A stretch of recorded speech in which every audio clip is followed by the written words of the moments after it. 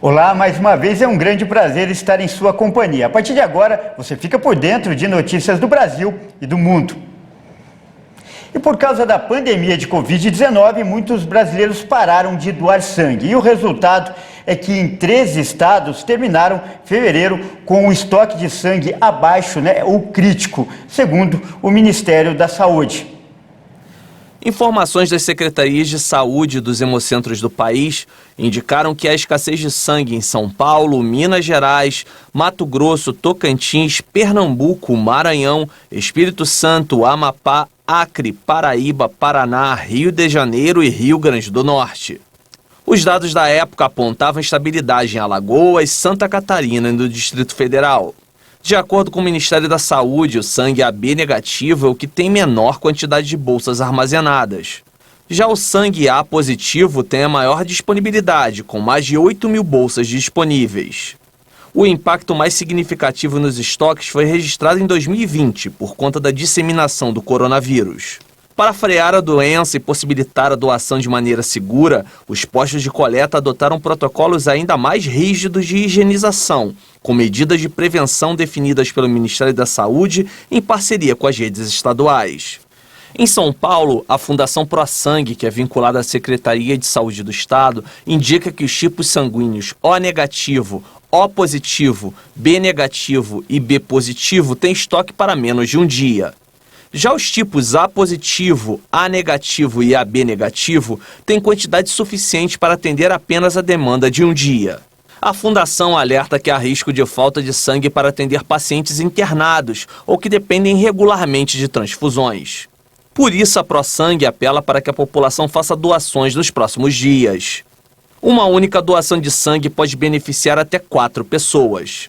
O Hemocentro está recebendo doações em 2 postos na capital paulista e em 4 na Grande São Paulo, em Osasco, Barueri, Guarulhos e Carapicuíba. Há uma programação especial de horários de atendimento durante os feriados. Endereços, agendamento de doações e demais informações podem ser obtidas no site da ProSangue. E o Ministério da Saúde iniciou a campanha de combate à doença de Chagas. O objetivo é conscientizar a população sobre o problema, que hoje atinge cerca de 1 milhão de pessoas. A campanha do Ministério da Saúde foi lançada um dia antes do Dia Mundial de Combate à Doença de Chagas e pretende conscientizar as pessoas a controlarem a ação do barbeiro, que é responsável por causar a doença. Geralmente ele fica dentro de casa em locais mais escuros, como atrás dos quadros de parede e embaixo de colchões, por exemplo. A doença de Chagas é infecciosa e mata cerca de 4.000 pessoas por ano no Brasil. Ainda de acordo com o Ministério da Saúde, o barbeiro é encontrado em comunidades mais pobres, porque nesses locais o controle de pragas é menor. É em ambientes de mais vulnerabilidade social que o ministro Marcelo Queiroga quer que a campanha seja mais abordada. Ele falou sobre o assunto durante o evento que marcou o início da campanha. Sobretudo em países da América Latina, estão em risco para essa doença. Já vencemos muitos desafios, já melhoramos as condições socioeconômicas, mas ainda persiste em função das desigualdades sociais, não só a possibilidade da transmissão habitual, como outras formas de transmissão, como transmissão oral, a questão congênita. É por isso que o Ministério da Saúde se compromete a continuar trabalhando para erradicar as várias formas dessa doença. Ainda de acordo com o Ministério da Saúde, os estados da região norte apresentam grande parte de casos da doença de Chagas e por isso o órgão deve capacitar os profissionais da saúde a cuidarem com mais propriedade dos casos mais agudos nessas localidades. O Ministério também tornou o problema em 2020 como uma doença de notificação compulsória.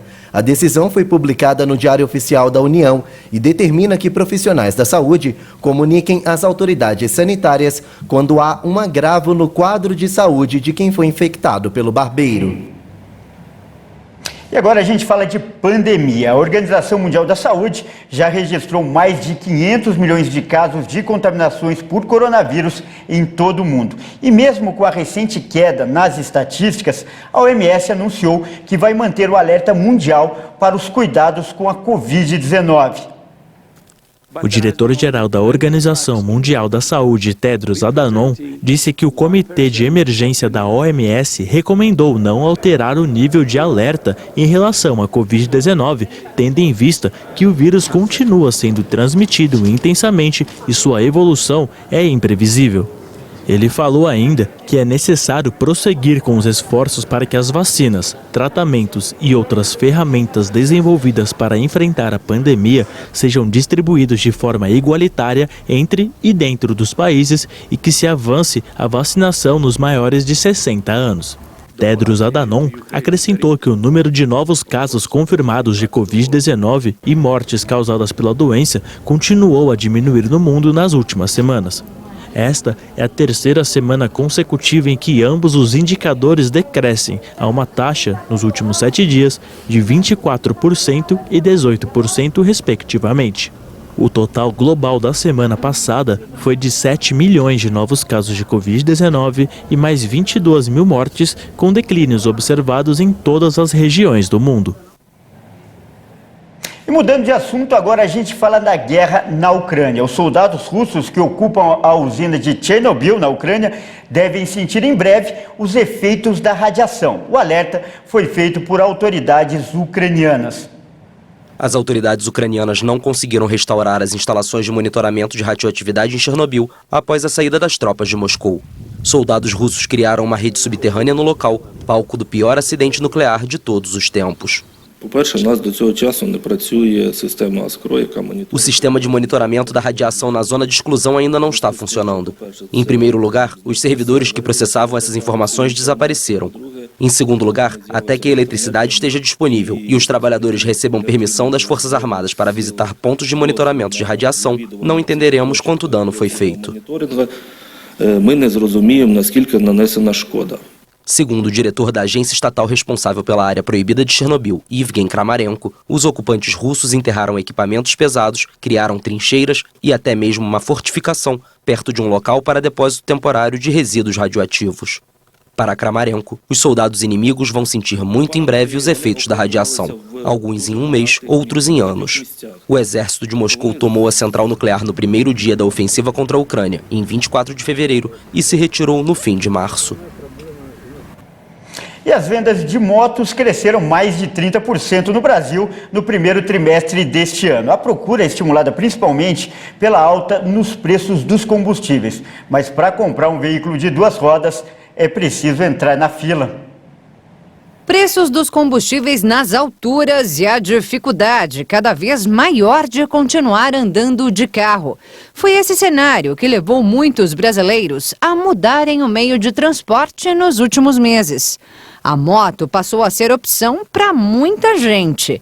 Segundo dados da Abraciclo, a associação que representa a indústria de motocicletas, as vendas cresceram 33,7% no primeiro trimestre de 2022.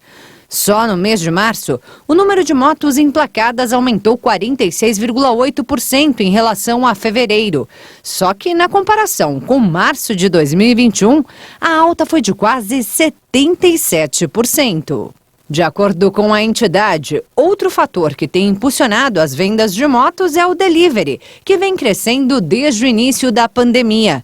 Segundo dados da pesquisa Consumo Online do Brasil, só os pedidos de refeições pela internet ou aplicativo cresceram mais de 60% de março de 2020 a dezembro de 2021.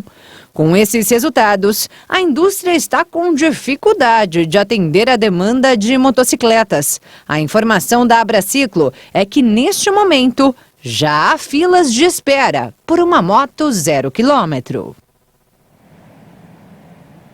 Bom, e a gente fica por aqui. Mais uma vez eu agradeço por sua companhia e continue ligado em nossa programação.